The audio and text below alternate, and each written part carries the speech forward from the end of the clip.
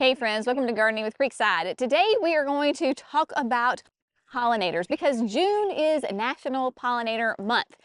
We love having these beneficial insects and all of our little friends in the garden because they play a vital role in our ecosystem. So with June being the National Pollinator Month, we're going to kind of walk through the signature garden here at Creekside Nursery in Dallas, North Carolina, Zone 8A. And we're going to talk about how you can attract pollinators to your garden.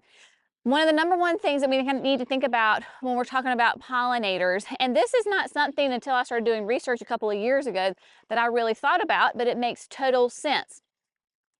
Most of the time, you're going to see your pollinators in your full sun garden. Why is that? Well, there's a couple of reasons. One, pollinators cannot regulate their own body temperature, right? For the vast majority of our sweet little friends, they get their warmth from the sun. So when they are in the full sun, they have more energy. When they go to those cooler, shadier locations, they tend to get a little sluggish.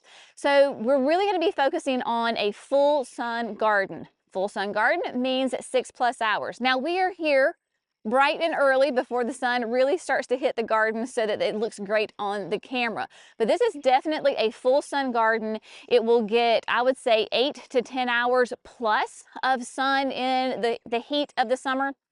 So we're really going to be focusing on those full sun gardens. Are there plants in the shade garden that attract pollinators? Absolutely. But you're going to see more activity in your full sun garden. Also, typically, which garden has more flowers?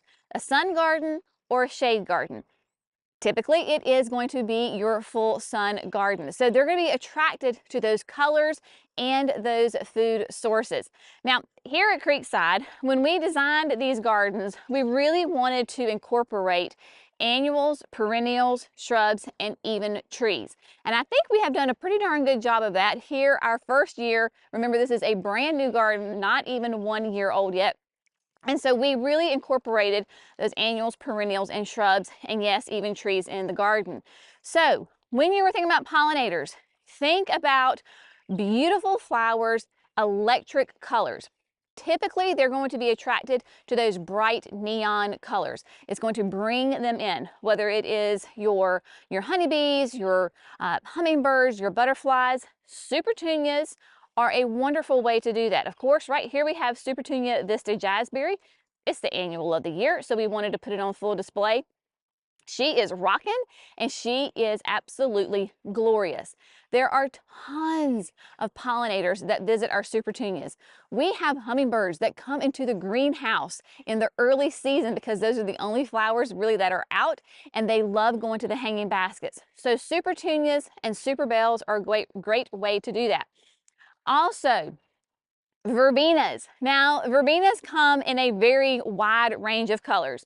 Here we have highlighted, this is the new this year, it is the Superbena Pink Cashmere. Now, even though it is a lighter color, you're still going to have activity to this. If you want to think of more like blues and purples, maybe like a cobalt, that would be a really, they love those kind of those blues, especially like your honeybees. As we come through here, because here we have it really focused on annuals as far as this front border.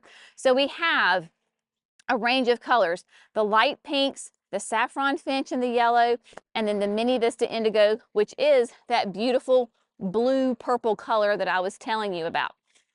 When we're thinking about attracting pollinators, you want to think of your earliest spring bloomers to all the way through to the very end of fall. What can be the last possible thing that could be blooming in the garden? Annuals are what help fill in the gap, right? Because annuals, that is their job. They want to produce these gorgeous flowers all season long. So this is kind of going to be your staple that goes throughout the season. Your shrubs will come in and begin blooming as well. So back here, we have the little lime punch, and you can see that they are covered in buds. We've got probably about 2 more weeks before they start to show some color.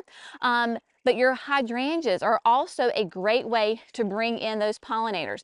And hydrangeas bloom at different times, right? Depending on the type of hydrangea is going to depend on its bloom time. So we want to plant a diversity of hydrangeas and shrubs to get that long extended bloom time. So we've got the annuals, we've got some shrubs in here. All right, let's talk about perennials, right? So in the garden, we do a lot of different perennials and shrubs in these 4 outside beds. What is coming on is the phlox. Now this is a panicle phlox. We have in the garden, we have, I think, 3 different ones. You have the early spring bloomers phlox. That's really a low carpet.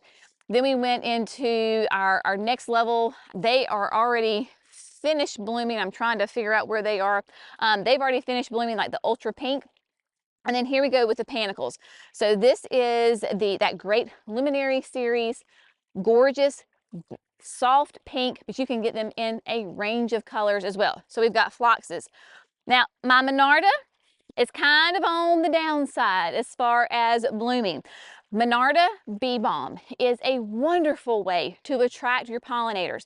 I'm talking about hummingbirds, especially when you have this is bright red. This is the upscale red velvet. Hummingbirds, of course, love those bright electric colors.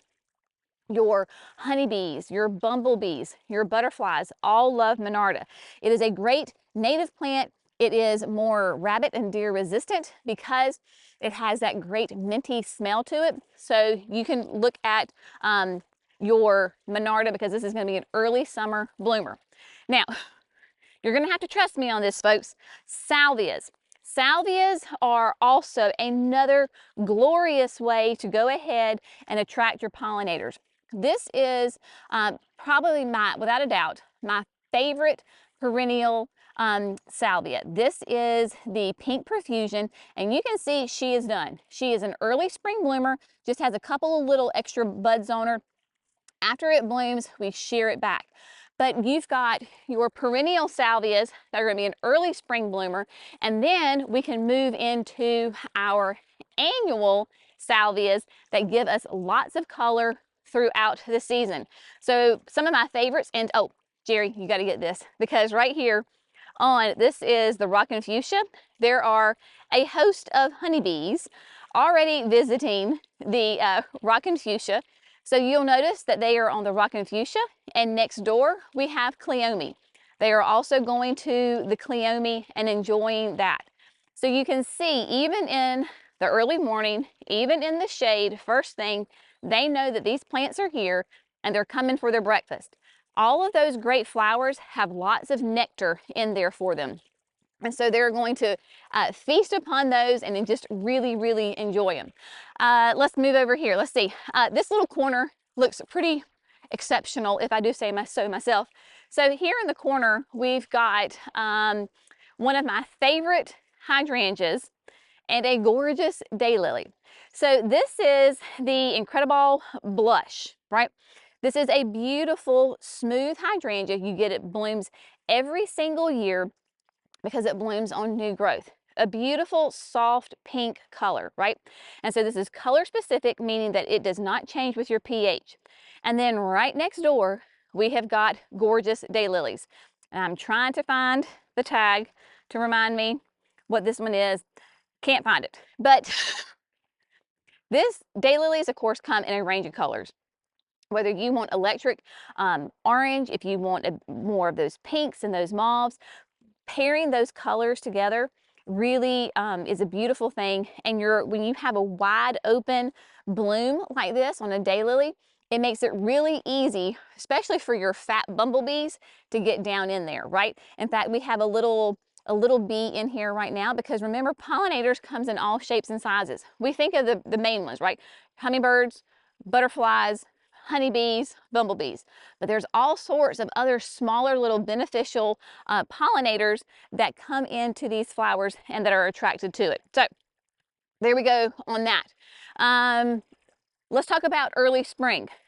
One of a great early spring bloomer is going to be, of course, lilacs. Lilacs for me are something new because historically in the South, we don't think about growing a lot of lilacs because we're hot and we're humid, and typically they don't like that. But we had great success this year. Now you're gonna have to trust me because she's little. But this is the new Pink lilac from Proven Winners. I have had great results with the Pink this year, right? We're gonna do a little weeding while we're here, folks. Pink is either purple or pink, depending on how you look at it and how you see it. I have found success for your lilacs in the South. They do need the full sun, but if you can give them a break in the afternoon or make sure that they're on irrigation, then that is going to be key. That's why we have them in this flower bed, because it gets a break in the afternoon from the sun. But your lilacs, of course, are going to be your early spring bloomers that those pollinators come to. They're attracted by the smell, all of the beautiful flowers on them. They just adore those. Let's see. Oh, moving on. Another great way to attract your pollinators, of course, is all the various shrubs that we've talked about, right? So we can bring in your, come on down here. We have got spireas. Spireas are a beautiful, they are a deciduous shrub, so you just kind of go with that. This is candy corn. Now, candy corn is a very kind of a bright chartreuse color, early spring bloomer, and so what you can do is you could come in here and give it a little bit of a haircut and it will re-bloom. In fact, we've got actually some little buds coming back up because it blooms on new growth. So you could go in there, you could deadhead this if you would like to, just shape the plant up a little bit, and you're going to get another flush of gorgeous flowers on that. As we move later on into the season, what are some plants that will attract those pollinators later on? Well, probably my favorite annual is Lantana. Lantana, my gosh, y'all, here in the South, hot, humid, loves it. It thrives in it. It does great. Look at this beautiful ribbon of that soft yellow. This is citron, luscious Lantana. That is a nice soft yellow. And as it grows and develops, your pollinators come all over this plant. Whether you want to do the citron with that soft yellow, maybe you want to go bold and you want to go red, you can do red zone. If you want to do something orange, of course, you can go with marmalade. So there's lots of different options for you, but when we're thinking about those pollinator gardens, we really want to think about diversity, right? Lots of different plants that bloom at different times. And even though this is hard for me sometimes, is we let the pollinators chew on the plants. And I know, like for me, because especially on a display garden, like I want everything to look pristine and I want it to look really pretty. But you also have to remember that some of those pollinators use our plants as food sources. I'm looking at you, butterfly weed, right? That is the host plant for your monarch butterflies, and they will absolutely chew and decimate plants. Parsley, like what we eat, right? The herb, it is a great host plant food source for our swallowtail butterflies. I love seeing my parsley. I'm like, what is wrong with this thing? Because all of a sudden it'll just be stalks and just sticks. And then you look in there closer and there are these big, fat, juicy caterpillars just munching away on it. Those are your beautiful swallowtail caterpillars that will turn into, of course, the swallowtail butterfly. So we want to have those. So sometimes it might seem a little counterintuitive, but we want to make sure that we have a food source, not only by the nectar source, but also with the leaves for our pollinators to munch on. I want to show you one more perennial that is, we walked right past it. I got too excited about the daylilies. This is perhaps one of the biggest attractors for honeybees that I have seen is the serendipity allium. Now, it's not just to the serendipity, but alliums in general are a great pollinator food source because alliums, right, they're ornamental onions. So your deer and your rabbits tend to leave them alone because if you crush them, then they have an onion smell. Sitting here, I do not smell onion. However, as you can see, they are about to explode in gorgeous purple ball-shaped flowers. These are going to be highly prolific. You can see all the little scapes right here that are getting ready to open up. In probably about a week, 2 weeks, these plants are going to be covered in these purple balls that your honeybees cannot resist this plant. The whole plants will actually just be buzzing with activity. So, as always, we hope you have found this helpful because we want to attract our pollinators to our garden, right? So thinking lots of sun, lots of diversity. Go out in your garden throughout the different times of the year and look, do you have some bare spots as far as like something's not blooming? Go to your local garden center, come to Creekside. We would love to help you pick out those plants that support your pollinators. As always, thanks so much for gardening with Creekside. Y'all have an amazing day. We'll see you in the next video. Bye, friends.